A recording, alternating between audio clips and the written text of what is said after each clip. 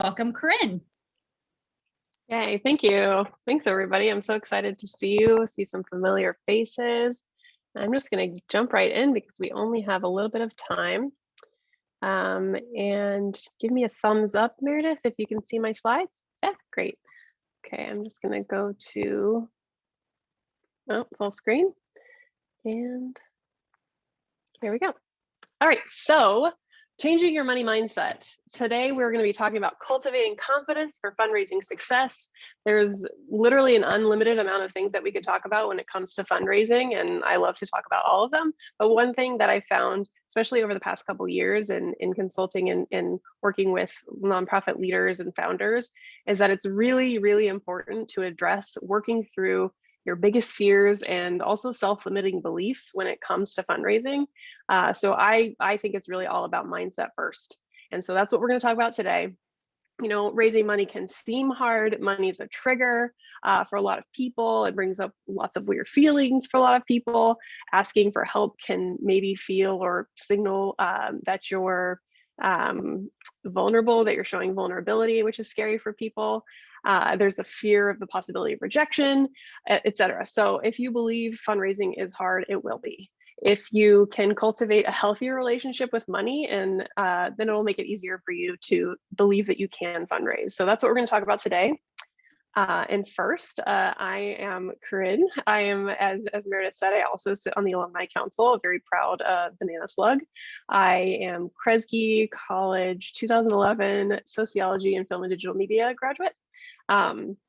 And this is just a little bit about my background outside of UCSC, but I got my start in PBS and PR, working in, I'm starting in the funding model of the NPR membership model, and then I've gone with the tech startups that I worked at, and as the executive director of a national nonprofit, really focusing on corporate partnership models, corporate sponsorship, to working with foundations and individual support as an advisor to founders and executive directors. And I am currently the director of growth at a wonderful nonprofit here in Santa Cruz County called Digital Nest. So working a lot with individual donors there as well. And as an alumni counselor, I get to raise funds for the alumni scholarship, which is something very near and dear to me. So that's another kind of experience that I've had.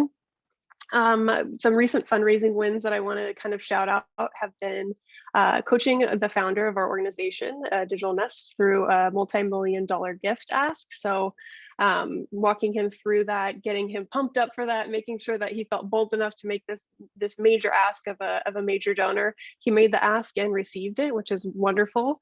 Always feels great. Start Small is the latest kind of big philanthropic effort to come out from Jack Dorsey, who's the founder of Twitter. And so I coached a woman founder, a social impact founder, through $1 million ask proposal, and she received it, which was wonderful. And then another organization, I coached another founder with my colleague, Allie here, who is a fundraising professional as well, coached her through making a $200,000 ask for a women's empowerment through coaching nonprofit. And that's more than the entire operating budget of that organization. So Allie and I got together, made that proposal, and won. So those are some recent wins that I wanted to highlight. And then, of course, the Alumni Scholarship Fund, I'll tell you a little bit more about that later. But last year, we raised over $20,000 from a bunch of alumni like yourself. So this is what we're going to get into today. We're going to get past the discomfort with money. We're going to talk about why your organization deserves to fundraise, deserves money. We're going to talk about cultivating an abundance mindset. And then we're going to talk about how people actually want to give to your organization, and starting where you are. Then we'll do a little breakout and we'll practice together. But before we begin, I want to ask everyone to just take 20 seconds, 15 seconds to write down one question that you have, or maybe it's like one thing that you hope to come out of today knowing or learning, so you can get it out of your head and focus and really like engage with the lessons I'm about to share. And we'll have time at the end to discuss. I don't want you to forget your great idea or comment or question. And of course, always happy to talk after the session, and we'll share some contact information too. So I'm going to give you 15 seconds to write down your question.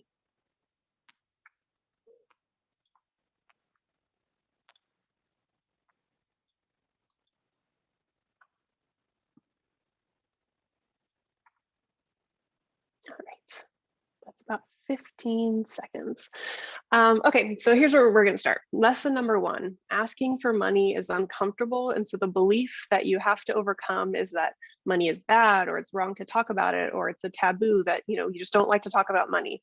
There's, lots of deep-seated historical and personal beliefs about money that everybody has. We all bring to any interaction with money, but we're not going to be able to get into all of that in 60 minutes. That's a big topic, but I do want to just bring it up as an important factor to be addressed and a starting point. Just recognize that discomfort exists, and like that's the best way to start moving past it. I'm sure for some people it might take a couple years of therapy to move past all of the kind of things that we have about money, but just know that it's there and that it's uncomfortable for most people.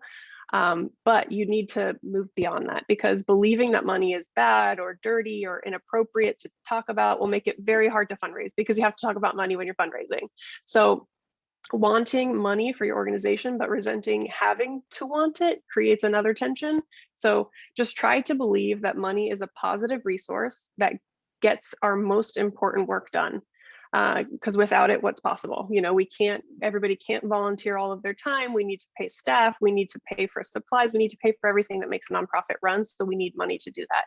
And my favorite way to kind of get past this discomfort of asking for money or, talking about money is that with nonprofits or social impact organizations, it's really not about asking for money. It's about giving somebody an opportunity to support something meaningful. And lots of people want that. So it's really not about asking for money. So don't think that you're asking for a handout. You're asking for somebody, you're giving somebody rather an opportunity to support something meaningful. Okay, so lesson number 2 is that your organization deserves it.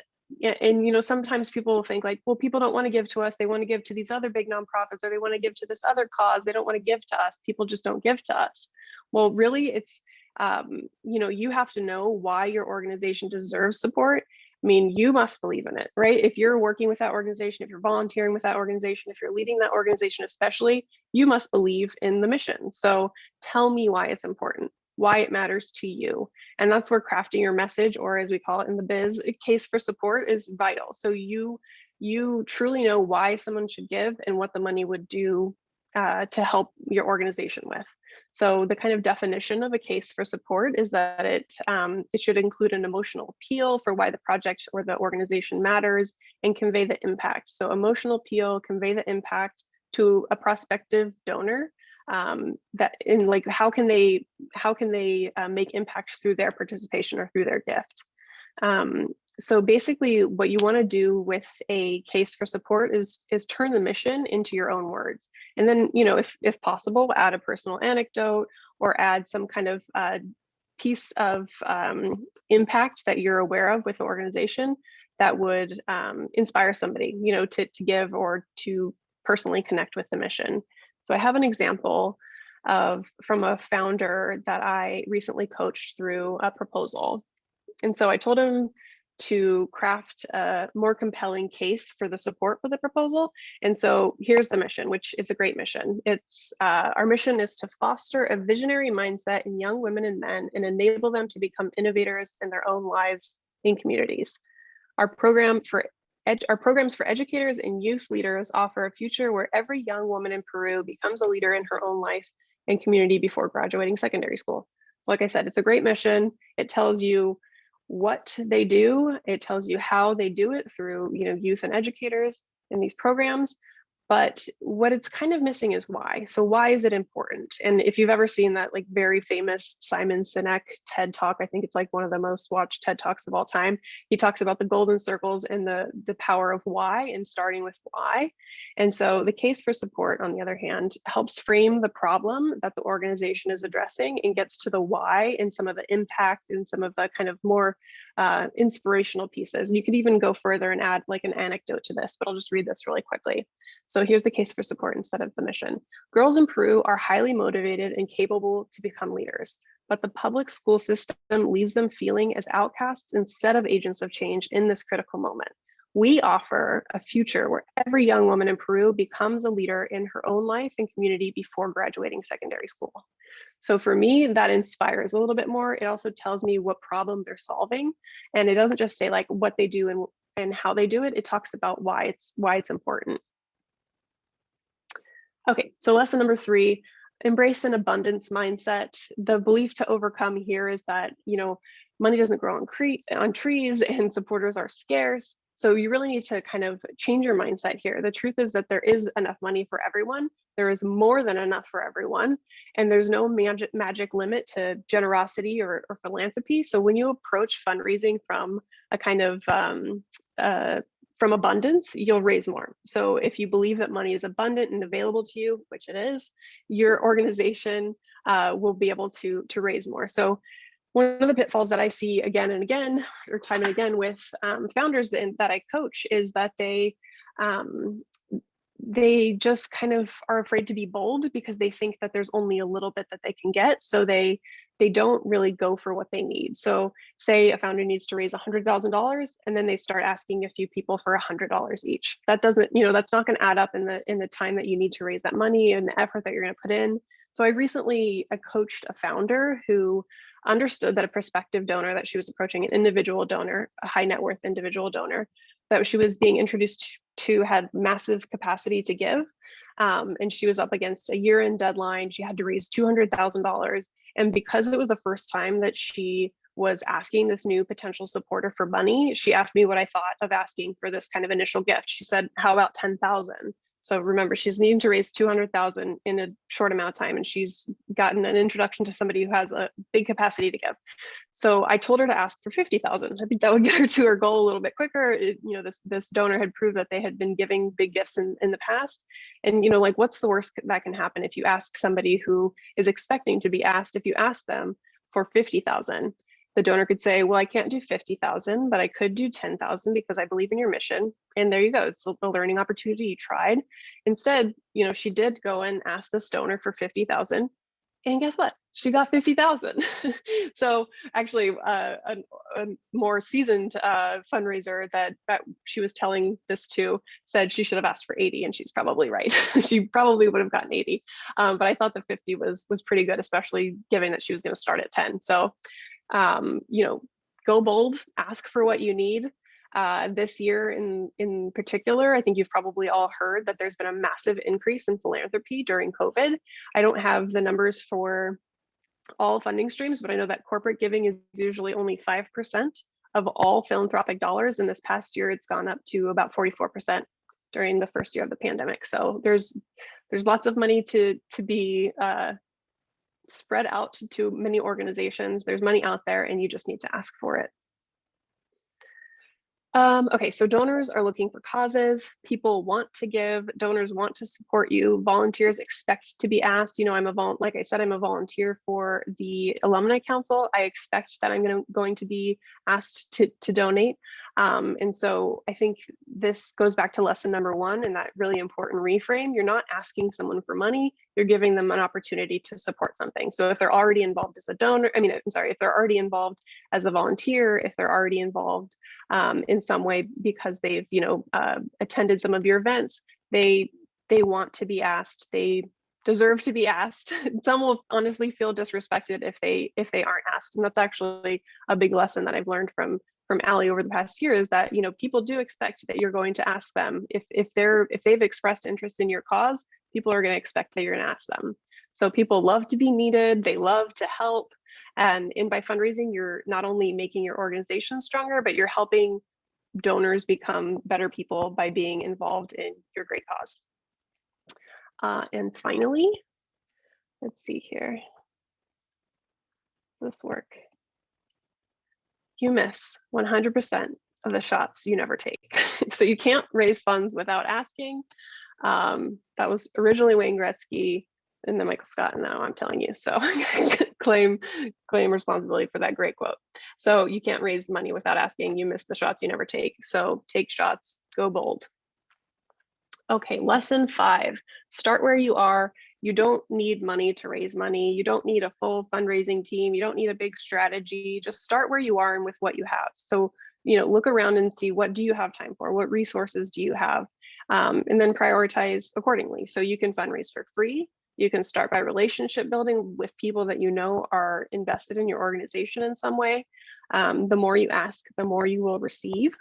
And I think, like, you know, sometimes people think that they need to put like $50,000 or $20,000, some big amount of money into like a big social media campaign or branding or something like that. You don't have to do that. You can really just start to look around to see like who's interested in this cause, who can I, you know, approach to ask for money or to give an opportunity to support or ask for money. In anybody in the organization, anybody involved in an organization or cause can ask for money. And if you're in leadership, especially if you're the executive director, the president, or the CEO, it's your job. You should be asking for money. You should be raising money regularly. It should be at least 50% of your day is seeking funding to keep the organization going and growing. And so I have a couple quick tactical pieces of advice on that. So starting where you are, adopt this mantra, one ask every day. Allie has given me this great inspiration for having a little a post-it note on your desk. So if you're in fundraising, or like I said, if you're any part of an organization that has a cause, one ask every day. That can be a phone call, that can be an email, that can be a social media post, it can be anything. But basically, if you're associated with a cause, you need to be asking for money as frequently as possible, and every day is a great time to start.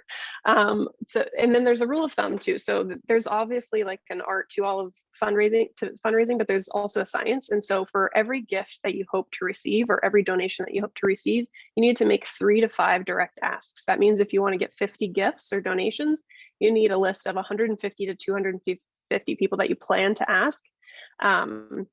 And I think there's also like a hierarchy of asks, right? Like there's an effectiveness of asks.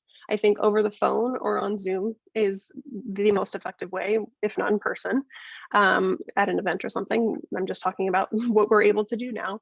A voicemail plus a text follow-up, a personal email plus another email follow-up. I think that crowdfunding and annual newsletter campaigns are only effective if they're paired thoughtfully with personal email and phone calls and follow-up. Social media appeal is just dead last in my experience. I think there's so much noise. Everybody's asking for, you know, you to support their cause on social media, just gets lost. So I wouldn't put too much time into that. And the most important in any of these is to follow up, and follow up some more. And don't put in the effort if you're not going to follow up at least once. So don't send somebody a personal email if they don't respond immediately, say, oh no, they rejected me, they don't want to give money. No, you just need to follow up. You know, like I am definitely very bad perpetrator of not responding to emails in time. I'm sure that everybody's on email overload right now. So always follow up. That is the key in any of these ways that you're fundraising. If you send out an email, follow up with another email a few days later. Nobody will be upset about that. Okay, so in summary, start by changing your money mindset.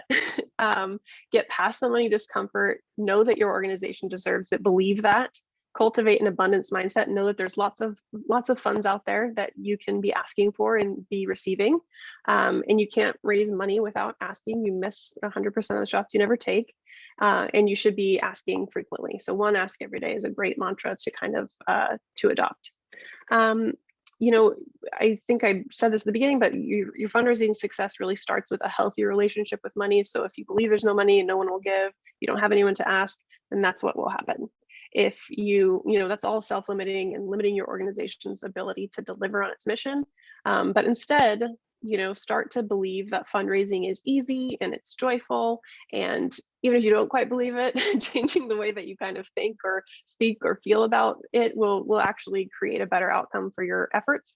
And changing your thoughts serve you better and will do more than literally any program or script or gift or template or anything. If you don't think you can raise money, you're going to be limited by that. And finally, now it's time for us to get to know each other a little bit. And I am going to end my sharing in just one moment, because I first want to just set up what we're going to do in these breakout rooms. And of course, if you're just tuning in while you're finishing up some work, or if you're kind of just halfway paying attention or don't want to be on camera and engaged, totally fine. Just leave your camera off, leave yourself on mute, and we will not pry you to engage. But we are going to break up into breakout rooms, because there's something really powerful about role playing and then practicing.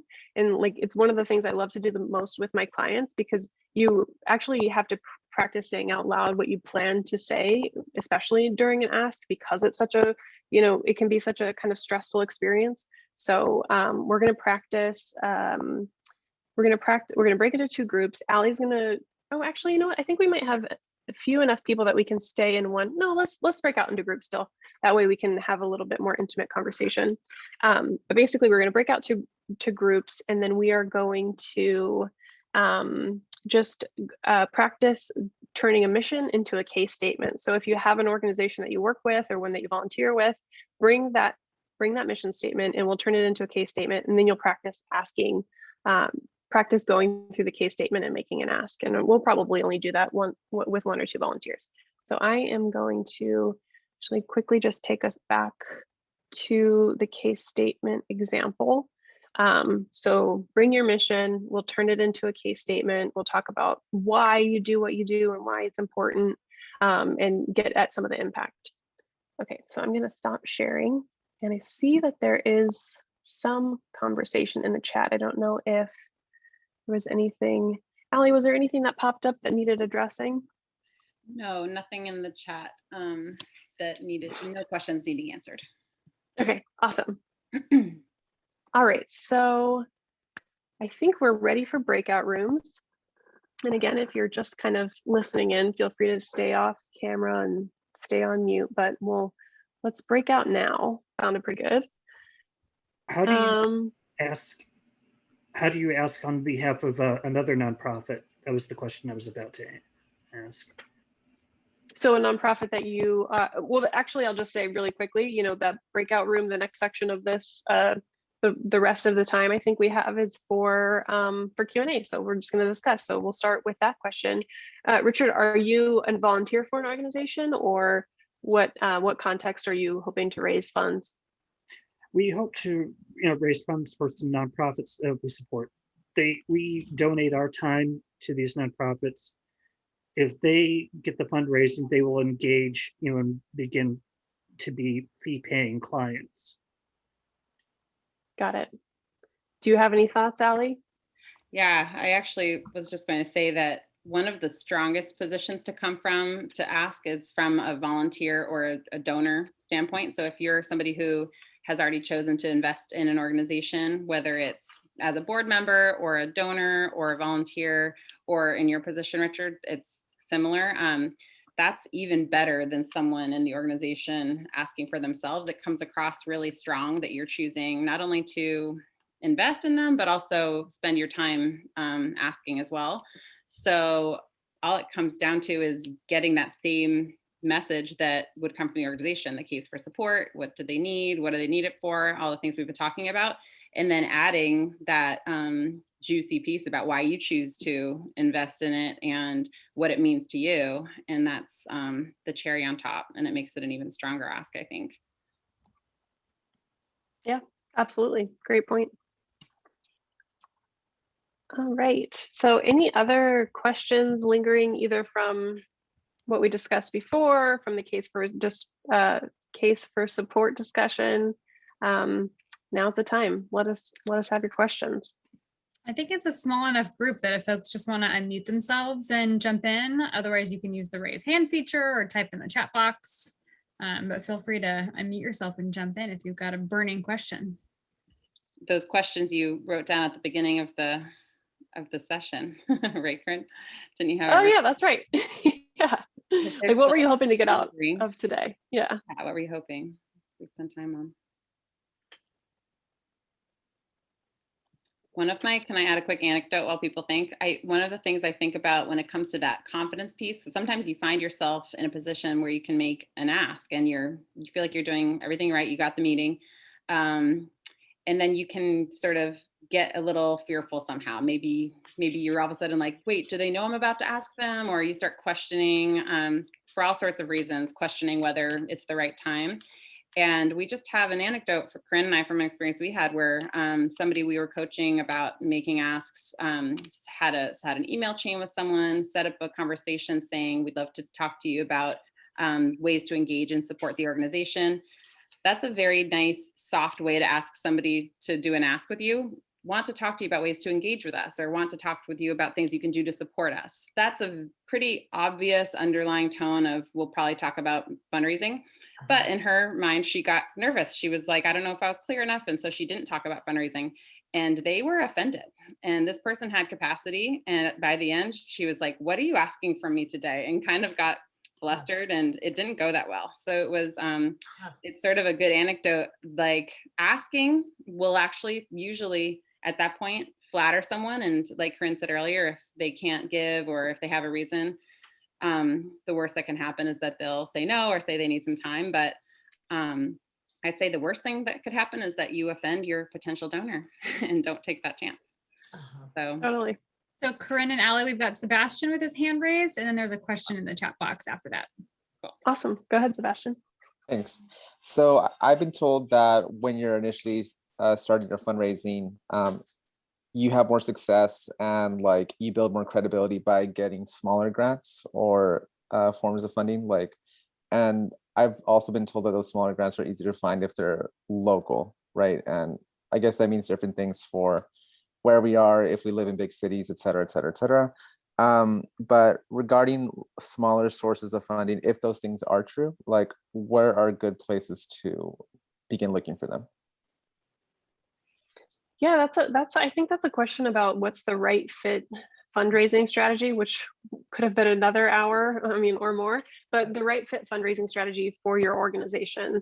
And it's, it's kind of tricky to figure out. You might have to just try some things, but basically there are, I would say like 4, maybe it's 3 main funding streams. So there's individual donors. So that's approaching folks, in your network and beyond, and people that who are interested in the cause that you are a part of. There's grants. So there's, the kind of foundation route or the local community grants, local Rotaries and local community foundations. So there's grants, and then there's big grants. Google.org has a, huge $1 million grant that they do. And then there's corporate partnerships. So if you feel like there's a company, a local company, or even a multinational that's based where you are, you might approach them and say, hey, we're doing this work in the community. We know that you support the community based on your corporate social responsibility page on your website. Could you have a conversation with me? So there's that. And then what's the 4th one? Is there a 4th one, Allie? Is it like private family foundations or smaller? I think you kind of covered it. Like the only 4th one would be separating out foundations from corporations. I think sometimes when you see 4, that's why. Okay. Yeah. So I think it's, you can try a couple different things. If you know that you have like 30 people that you want to ask who could give, based on what your fundraising goal is. If your goal is $1 million, you might want to go with some bigger grants or some corporate sponsorship kind of opportunities. If your goal is, 50,000, you might be able to get by with, friends and family to start.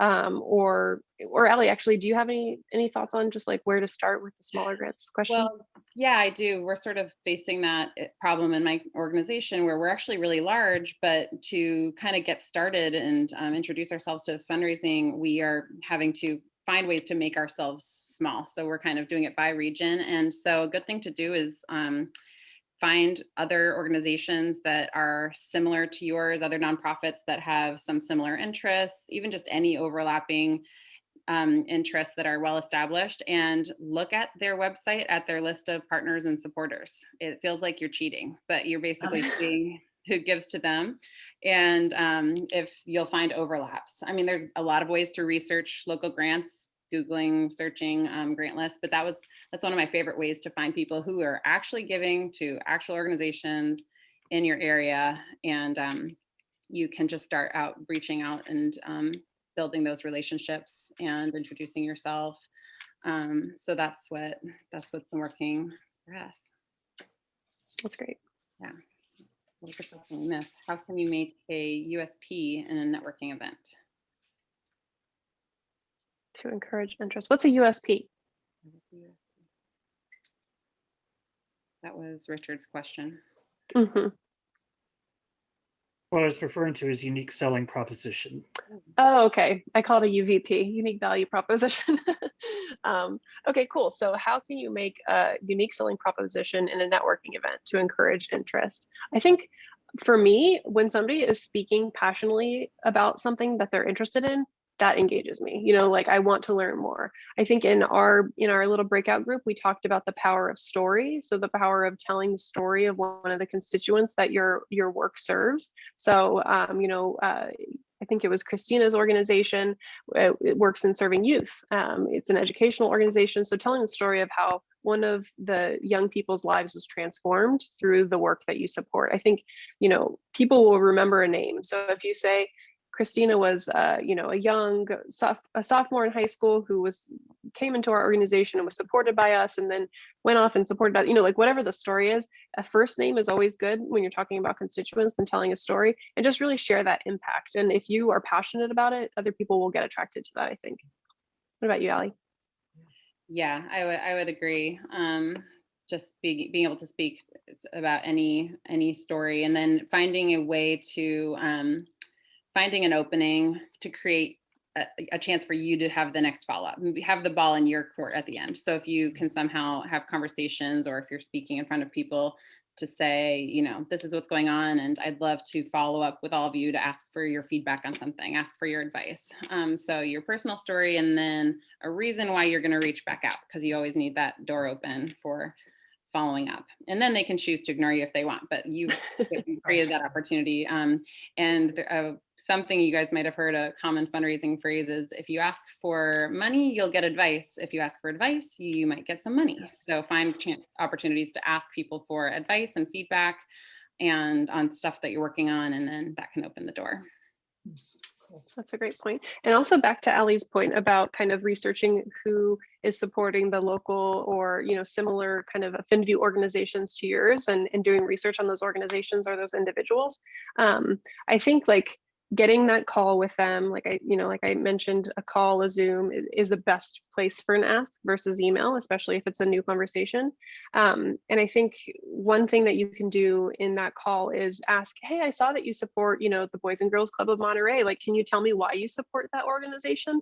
And then getting the donor to kind of speak about their interest in something, or speak about their passion for some mission, why they donate, that gets them thinking like, oh, and then you can kind of say like, oh, well, our mission is very similar. We're serving kids in Santa Cruz County, like, that kind of thing. I know that you have family here, whatever it may be. But I think getting a donor or a potential donor to kind of talk about why what you're doing is important to them is a way for them to hear, oh, yeah, you know what, I do actually support this.